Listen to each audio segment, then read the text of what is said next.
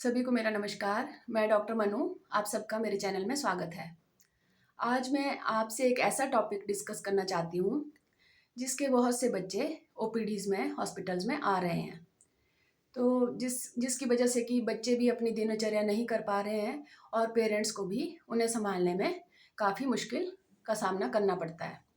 तो मैं बात कर रही हूँ सेरेब्रल पाल्सी की, मतलब कि इसे सीपी भी कहते हैं और इसे अगर आयुर्वेद में कहा जाए तो मस्तिष्क घात कहा जाता है। जैसे पक्षाघात होता है, पैरालिसिस होता है, उसी तरह अगर ब्रेन में कोई प्रॉब्लम आ जाए तो उसे मस्तिष्क घात कहा जाता है। आज तक मैंने आपसे ऑटिज़म और एडीएचडी के बारे में बात की। वो ब्रेन डेवलपमेंटल डिसऑर्डर थे, परंतु जो सेरेब्रल पाल्सी है इसमें ब्रेन के किसी एक पार्ट में परमानेंट डैमेज हो जाता है, तो जिसकी वजह से बच्चों को अपनी दिनचर्या में और अपने काम करने में काफ़ी प्रॉब्लम होती है। तो अब हम बात करते हैं कि ये होता क्यों है, कैसे होता है।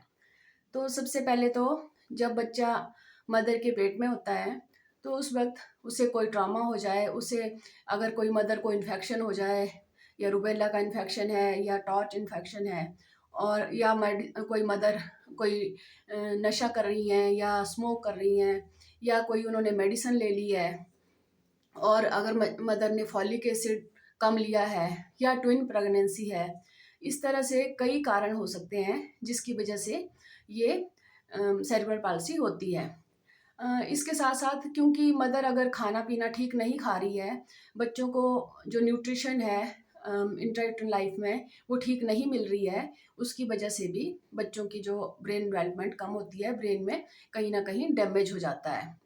और जब सेकंड कारण है इसका, जब बर्थ होती है, जब बर्थ के टाइम अगर बच्चे को कोई चोट लग जाए, बर्थ ट्रॉमा हो, फॉरसेप्स डिलीवरी हो, वैक्यूम डिलीवरी हो, इस तरह की अगर, या बच्चे की नेक में कॉर्ड हो, या बच्चा जो मिकोनियम स्टेंड हो, मतलब कि अगर बच्चे ने पेट में ही पॉटी कर ली है और उसने निगल ली है वो, और वो लंग्स में जाकर प्रॉब्लम कर रही है, तो उस वजह से भी जो ऑक्सीजन सप्लाई है बच्चे की ब्रेन में वो कम हो जाती है।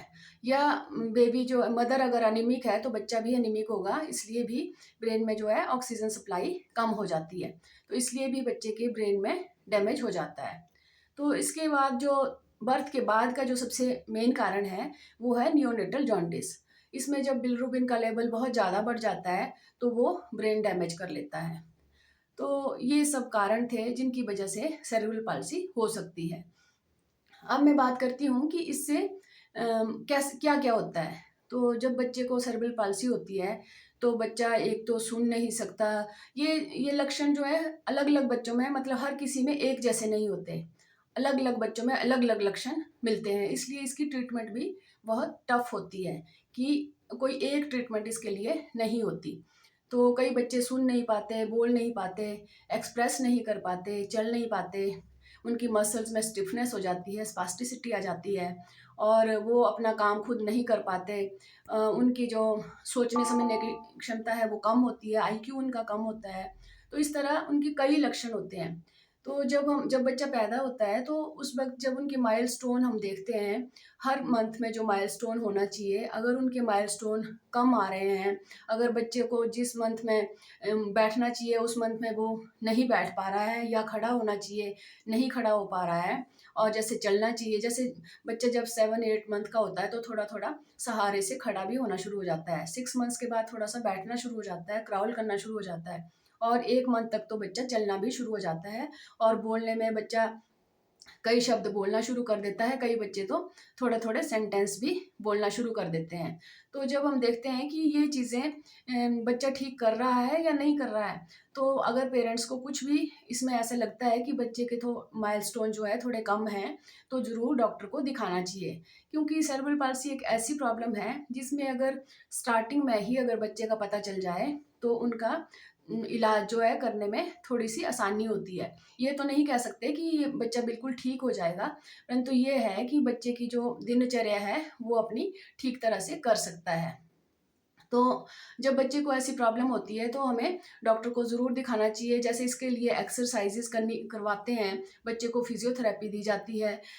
आयुर्वेद में भी हम पंचकर्म की ट्रीटमेंट्स हैं, जिनमें शिरोधारा है, शिरोबस्ती है, शिरोअभ्यंग है, और इसके साथ साथ पूरी बॉडी का अभ्यंग है, और स्टीम देते हैं, उनमें अभ्यंग स्वेद करते हैं, या पत्र पोटली करते हैं, षष्टिशाली करते हैं। ऐसी ऐसी काफ़ी ट्रीटमेंट है आयुर्वेद में भी, जिनसे बच्चों को काफ़ी राहत मिलती है। उसकी जो मसल स्टिफनेस है, जॉइंट्स में जो स्टिफनेस है, वो काफ़ी हद तक ठीक भी हो जाती है, अगर बच्चा टाइम पर जब भी पता चले उसी वक्त से अगर उसका ट्रीटमेंट शुरू कर दिया जाए। और इसके साथ साथ ही आयुर्वेदिक मेडिसिन भी हम बच्चों को देते हैं, जिससे उनका जैसे ब्रेन बूस्टिंग वाली मेडिसिन देते हैं, उससे उनका, क्योंकि ये जो स्पास्टिसिटी वगैरह जो प्रॉब्लम है आयुर्वेद में हम इन्हें वातज रोगों में मानते हैं।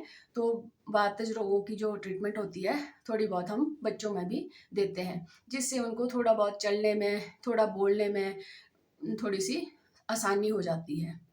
तो ये मैं छोटा सा टॉपिक इसीलिए डिस्कस किया क्योंकि मेरे पास भी ओपीडीज़ में बहुत से बच्चे ऐसे आते हैं, परंतु कई कई बच्चे तो ठीक एज में आ जाते हैं, जिनका जल्दी पता चल जाता है, तो उनको ठीक होने में थोड़ी सी आसानी होती है। थोड़ा बहुत वो अपना काम करना शुरू कर देते हैं, टॉयलेट वगैरह में जाना के लिए बोलना शुरू कर देते हैं, थोड़ा सा चलना शुरू कर देते हैं, क्योंकि ऐसे बच्चों को खाना खाने में, बोलने में, सुनने में, चलने में बहुत दिक्कत होती है। तो और जो कई बच्चे ओपीडीज़ में आते हैं वो बड़ी एज में आते हैं, क्योंकि उनको उनका पता बड़ी एज में लगता है। तो 5-7 ईयर्स में, 8 ईयर्स में आते हैं। उनका ट्रीटमेंट तो हम करते हैं, पर ऐसा नहीं है कि वो बिल्कुल ठीक हो जाएँ, थोड़ा बहुत वो भी ठीक हो सकते हैं। तो इसीलिए मेरा पेरेंट्स से और जिनको भी ऐसे बच्चों का पता चलता है, मेरी उनको सलाह है, मेरा उनसे आग्रह है कि ऐसे बच्चों को हॉस्पिटल ज़रूर ले जाएँ, स्कूल ज़रूर बिठाएँ। ऐसे बच्चों को अलग से स्कूल में ना डालें, जो दूसरे बच्चों के साथ ही उनको बिठाएँ, ताकि उनको इमोशनली उनको ऐसा ना लगे कि हम अलग हैं, या मेंटली उनको ऐसा ना लगे कि हम अलग हैं। उनको नॉर्मल बच्चों के साथ ही स्कूल में बिठाएँ, ताकि उनको थोड़ा-सा ये लगे कि हम भी इन्हीं बच्चों की तरह हैं। तो मेरा पेरेंट्स से यही आग्रह है कि बच्चों को ज़रूर हॉस्पिटल ले जाएँ, उनकी कुछ ना कुछ मदद ज़रूर हो सकती है, और वो अपनी दिनचर्या ठीक से कर सकते हैं। तो आपको मेरा वीडियो कैसा लगा ज़रूर बताएँ, और नेक्स्ट वीडियो के साथ आपसे फिर मिलूँगी। नमस्कार।